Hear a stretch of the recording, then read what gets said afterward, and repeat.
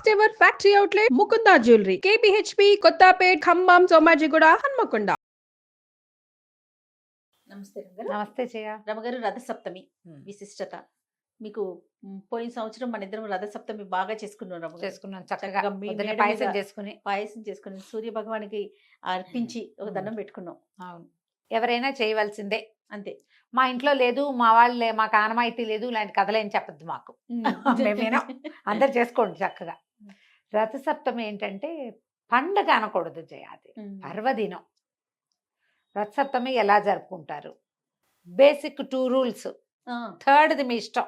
Okay. పొద్దున్నే స్నానం చేయండి, సూర్యుడికి దండం పెట్టండి, ఫస్ట్ రూల్. తర్వాతది పాయసం చేయండి. ఓకే. సూర్యుడికి పాయసము నివేదన చేయండి.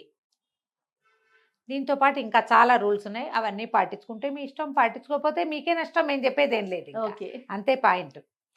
ఈ రథసప్తమి నాడు సూర్య జననం జరిగిందంటారు. రథసప్తమి నాటికే ఉత్తరాయణం దిశగా ఉత్తరపు నడక మొదలుపెట్టిన సూర్యుడు పూర్తిగా ఆ కరెక్ట్ ఆ రేఖలోకి కూర్చుంటాడని చెప్తారు. అక్కడ ఖచ్చితంగా స్థిరపడతాడు అని. ఈ రోజు నుంచి రేపు సూర్యుడు అంటే పంటలకి అవసరమైన కావాల్సినంత వేడిమిని ఇవ్వడం మొదలు పెడతాడు. చాలా విషయాలు చెప్పబడతాయి సూర్యుడిని గురించి. మామూలుగా మనం సూర్యుడిని చెప్పుకుంటాం ప్రత్యక్ష నారాయణ స్వరూపం. పరమేశ్వరుడు ఈ మన మహావిష్ణువే మనకి స్థితికారకుడు. ప్రపంచపు నాటకానికి అంతటికీ కారణం మహావిష్ణువు. ఆయన నాటకం నడిపించేందుకు పెట్టుకున్న డైరెక్టరు సూర్యుడు. సూర్యుడి వల్లే మానవుల రోజు, అంతే కదా. అంతే. సూర్యుడి వల్లే మానవుల ఆహారం. మనకు కావాల్సింది ఏమిటి? ఒక మనిషి, ఒక ప్రాణి జీవించటానికి ప్రధానమైంది ఆహారమే కదా. ఆ ఆహారాన్ని పండించేందుకు ప్రధానమైన హేతువు ప్రత్యక్ష నారాయణుడు అయిన సూర్యుడు.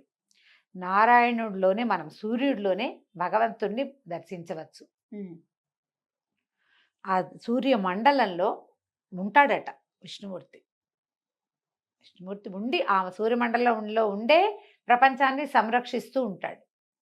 మనం ఆ బింబాన్ని చూసామంటే నారాయణమూర్తిని చూసినట్టే. అంతే. నీకు తేరి చూడలేము, బాగా ఇట్లా అదే పనిగా లైట్ వర్క్గా చూసినట్టు చూడలేం కదా. ఉదయకాలంలో చూడగలుగుతాం, అప్పుడు ఆయన ప్రశాంతంగా ఉంటాడు. సాయంకాలం కూడా చూస్తాం. సాయంకాలం దిగెళ్ళిపోయే వాడి కంటే పొద్దున్నే లేచి ఫ్రెష్గా ఉన్నవాడు మంచివాడు, బెటర్ రిజల్ట్స్ ఇస్తాడు. సాయంకాలపు సంధ్య మంచిదే. సాయం సంధ్య వెళ్ళగానే రాక్షసుల కాలం వచ్చేస్తుంది. ఓకే. అందుకని సాయం సంధ్యని ప్రత్యేకంగా మంత్రంతో ఉపాసన చెప్పారు, కానీ సాయం సంధ్యకి నమస్కారం చేయమని సాధారణ వాళ్ళకి చెప్పాల.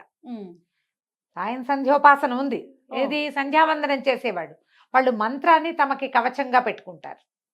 మనలాంటి వాళ్ళు మామూలు వాళ్ళు ఏం చేయాలి? అందుకని మనము ఉదయకాలం నమస్కారం చెప్పారు. ఈ ఉదయకాలం సంవత్సరం అంతా నువ్వు ఎలాగైనా నమస్కారం చేసుకో. ఈ మాఘం ప్రత్యేకమైన దినాల్లో మాత్రము స్నానించి నమస్కరించు. అవకాశం ఉంటే కొంచెం నీరివ్వు, ఆయనకి అర్ఘ్యం ఇవ్వు.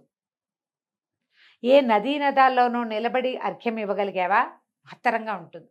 నీ జన్మ ధన్యమైపోతుంది. చేయలేవు, మీ ఇంట్లో చెయ్యి. దానికి ఒక రాగి పాత్ర తీసుకో. ఇది ఖచ్చితంగా చేయమని చెప్తారు. ఈ సప్తమి నాడు, రథసప్తమి నాడు సూర్యుడికి అత్యంత ప్రీతిపాత్రమైనటువంటి ఆవు పాలతోటి నివేదన చేయమన్నారు. నేను అనుకుంటా మనకంతా బియ్యం కాబట్టి మనం బియ్య పాయసం చేస్తాం. ఏ నార్త్ ఇండియాలోనో అయితే గోధుమ రవ్వ పాయసం చేస్తారో ఏమిటో వాళ్ళు అనుకుంటా. ఎవరు తగలలేదు నేను ఇది అడగడానికి, అడిగేందుకు కనపడలా, దొరకలేదు ఎవరు. చేస్తారంటారా ఈరోజు? ఏదో చేస్తారు సూర్యుడికి వాళ్ళు కూడా. ఏమిటి చేస్తారు, ఎప్పుడు చేస్తారో కనుక్కోవాలి. అది ఎవరికైనా తెలిస్తే చక్కగా తెలియజేయండి. దాని గురించి కూడా నెక్స్ట్ టైం మాట్లాడదాం మనం. డెఫినెట్గా. అయితే ఈ బియ్యాన్ని పాలతోటి ఉడికించి కొంచెం బెల్లంతో దాన్ని మధురంగా చేసి సూర్యుడికి నివేదన చేయటం. ఓకే.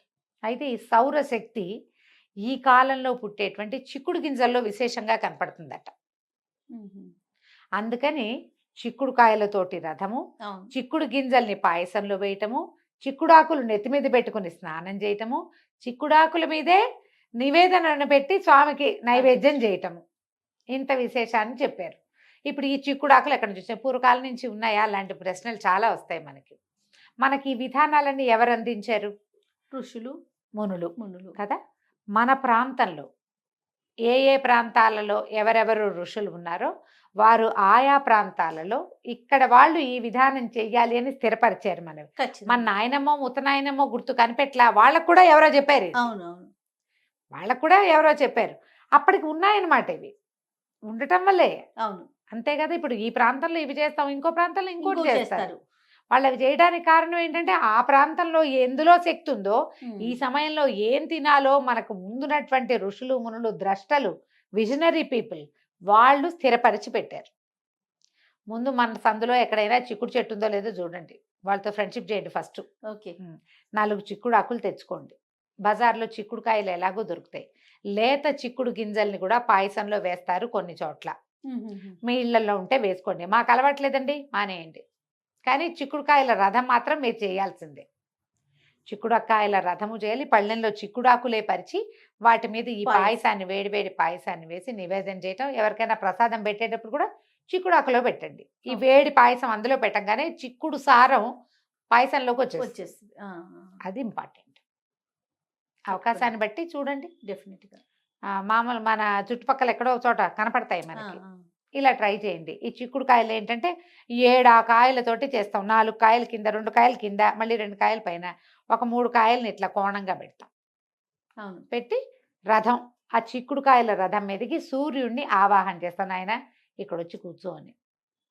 అది దీనికి ఏం చేయాలి, షోడశోపచారాలు చెప్పుకుంటాం కదా మనం. ఆవాహనము, రథ నవరత్న ఖచ్చిత సింహాసనము, సింహాసనంగా మనం ఇది చూపిస్తాం. ఓకే. ఈ చిక్కుడుకాయల రథాన్ని స్వామిని దాంట్లోనే ఆవాహన చేసి ఉన్నట్లే భావించి, ఎక్కడైనా సూర్యరశ్మి పడే చోటే మనం పాయసం వండటము, స్వామికి నివేదించటము 2 చాలా విశేషమైన ఫలితాన్ని ఇస్తాయి. మీకు అవకాశం ఉంటే. మన ఇంట్లోకి ఎండే రాదు, మనకి ఎక్కడ సూర్యుడే కనపడ్డు, దండం పెట్టండి. టెర్రస్ మీదకి వెళ్ళి దండం పెట్టుకొచ్చుకోండి, ఇంట్లో పాయసం చేసుకోండి, మీ దేవతార్చన దగ్గరే నివేదన చేసుకోండి. చిక్కుడుకాయల రథం అక్కడైనా చేసి పెట్టుకోవచ్చు. ఓపెన్ కుకింగ్కి అవకాశం ఉన్న చోట చక్కగా చేసుకోండి. యూట్యూబ్లో బోల్డని వీడియోలు కనపడుతుంటాయి, మేము ఇక్కడ చేసాం అక్కడ చేసామని చూపిస్తారు. వాళ్ళు అవకాశం కుదుర్చుకున్నారు, మన ఇళ్లలో లేవు. దండం నమస్కారమే ప్రద్దానికి. అంతే. అలా చెయ్యాలి, మేము అలా చేయలేకపోతున్నాం, ఇట్లా చేసినాను తండ్రి, ఈ రకంగా అయినా మమ్మల్ని కరుణించు అంతే అని అపరాధ సహస్రాణి క్రియంతే అహర్నిశం మయ అని ఒక నమస్కారం చేసుకుని, దాసోయమితి మామత్వ క్షమస్వ సూర్యనారాయణ, మమ్మల్ని క్షమించిన ఆయన, మేము నీ దాసులో, మాకు అవకాశం ఉన్నంత మటుకు చేసాం. అంతే. పొయ్యి మీదో కుంపటి మీదో చక్కటి చిన్న ఇత్తడి గిన్నె స్టీల్ గిన్నె పాలు పోసి దాన్ని పొయ్యి మీద పెట్టి, ఆ పాలు పొంగుతూ ఉండగా నారాయణ నారాయణ అని విష్ణుమూర్తిని తలుచుకుని బియ్యం వేయటం. అందులో ఒక 3 గుప్పెళ్ళు, ఒక 3 సార్లు 3 చిటికెలు వేస్తే 3 మాటలు పాలు పొంగనిచ్చి, ఆ పాలు పొంగుతున్నప్పుడు పోతున్నాయి అనకూడదు, పొంగకుండా ఆపద్దు, పొంగనివ్వండి. పొంగుతూ ఉండగా వేసుకోండి. కింద పడితే మంచిదే, పడకపోయినా ఏం కాదు, పొంగు వచ్చినప్పుడు చేయాలంతే. ఆ పాలకి విశేషంగా పాయసం ఉడుకుతుంది, మొత్తం బియ్యం ఉడికిన తర్వాతే బెల్లం వేయండి, లేకపోతే ఉడకదు, బొండుగలుగా ఉండిపోతుంది. రథసప్తం పాయసం అంటారు, అంటే బాగా ఉడకంది అని అర్థం. అలా చేయకండి, మీరు బెల్లానికి తొందర పెడితే ఉడకదు. మరి కాసిన పాలు పెట్టుకోండి, బియ్యం ఎక్కువ వేయబోకండి. అంత గిన్నెడు పాలు పెడితే గుప్పెడే బియ్యం చక్కగా సరిపోతుంది. అది ఈ పాలు అన్నం బాగా ఉడికిన తర్వాత అప్పుడు బెల్లం వేసి కొంచెం నెయ్యి పోసి దాంట్లో స్వామికి నివేదన చేయటం. జీడిపప్పులు కిస్మిసులు వేయించి వెయ్యరు. ఓకే. విష్ణు మన సూర్యనారాయణమూర్తికి పళ్ళు లేవని జీడిపప్పు వేయకూడదని కొన్ని చోట్ల చెప్తారు, నాకు అది తెలియదు. కానీ ఇక వేరే వంటకం లేదు, ఇక్కడ ఏం వండామో దాన్నే నివేదన చెయ్యాలి. మళ్ళీ మనం జీడిపప్పులు వేయించాలంటే దింపి కింద పెట్టి మళ్ళీ ఇంకో గిన్నెలో వేయించి చేయాలా, అందుకని అవి లేవనుకుంటాం. మేమేం చెయ్యం, వేరే కాపం ఏం లేదు. నేను నివేదన చేసేటప్పుడే నెయ్యి వడ్డించి నివేదన చేస్తాం. నివేదించడం, దాంతోపాటు అరటిపళ్ళు, కొబ్బరికాయ, వడపప్పు, పానకం మీ శక్తి అనుసారం ఏదైనా చేసుకోవచ్చు. విశేషించి పాయసమే నివేదన. సూర్య స్తోత్రాలు మనకు కనిపిస్తాయి, సూర్యమండల స్తోత్రం కనబడుతుంది, ద్వాదశాదిత్య స్తోత్రం కనపడుతుంది, బోలెడన్ని స్తోత్రాలు ఉన్నాయి, సూర్య స్తోత్రాలు. ఆదిత్య హృదయం అత్యంత విశేషమైనది, ఆదిత్య హృదయం చదువుకోండి. ఈ నెల రోజులు మాఘమాసంలో మనము ఆదిత్య హృదయం చదువుకుంటే ఆరోగ్యం సిద్ధిస్తుంది. ఆరోగ్యానికి మంచిది. కార్యజయం ఆయన కదా ఆయన. కార్యజయం, సూర్యుడు ఆరోగ్య ప్రదాత, ప్రధాన. కార్యజయం కూడా మనకి పనులు అవుతాయి. మరి రాముల వారి యుద్ధానికి వెళ్ళేటప్పుడే కదా ఆదిత్య హృదయం చెప్పబడింది. అవును, అవును, అవును. రామాయణాంతర్గతంగా ఉన్నదే ఆదిత్య హృదయం. విష్ణు సహస్రనామం మహాభారతంలో ఉంది, ఓకే. అది అక్కడ ఉంది. ఆదిత్య హృదయం ఇక్కడ ఋషిప్రోక్తం కాబట్టి తప్పకుండా చదువుకోండి. నెల రోజులు ఆదిత్య హృదయం చదువుకుంటే మంచిది. ఈ రోజైనా చదువుకోండి. అయితే దీనికి మా బేసిక్ నియమం ఏంటంటే నూనె వాడకం చేయకూడదు. దీని రోజున రథసప్తమి రోజున వేరే ఇతరత్ర ఆహార పదార్థాలు తీసుకోకండి. సాత్విక ఆహారం తీసుకోండి. సాయంకాలం ఏదైనా పలహారం తీసుకుంటే మంచిది. ఓహో. మీరు ఏదైనా సూర్యమండల స్తోత్రము అట్లా ఒక మండల స్తోత్రాన్ని దేన్నైనా పిల్లలకి నేర్పించండి. మీరు మనం చదువుకోండి. చదువుకోవడానికి. ఈ ప్రసాదాన్ని వినిమయం చేయండి, మిగిలిపోకుండా. మిగిల్చి వెనక్కి ఉంచదు. ఎవరో ఒకరి చేతిలో పెట్టండి, ప్రసాదం ఖర్చు పెట్టండి తప్పకుండా. ఇలా మనం మన రథసప్తమిని ముందుకు తీసుకెళ్ళచ్చు. మన అవకాశాన్ని బట్టి అంతే. ఎంత కుదిరితే అంతైనా చేసుకోండి. ఈ సప్తమి నాడు సూర్యార్చన చాలా విశేషమైన ఫలితాన్ని ఇస్తుంది. నమస్తే రమగారు. నమస్తే.